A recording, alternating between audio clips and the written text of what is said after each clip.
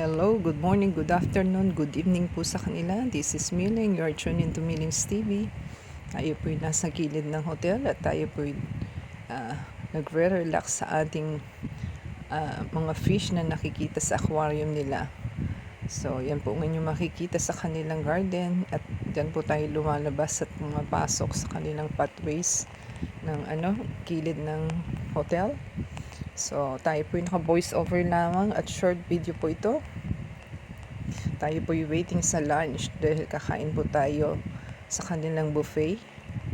200 lang po ang senior, so not bad kasi busog na busog po tayo nung tayo'y kumain. So, kung nagustuhan po nila ating video for today, paki-subscribe po, comment down below, like, sa Facebook, Twitter, TikTok, and Instagram. At tayo pauwi na po. Ito na po yung last day ng ating Boracay tour.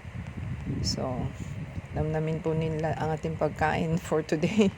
At tayo po yung nabusog naman.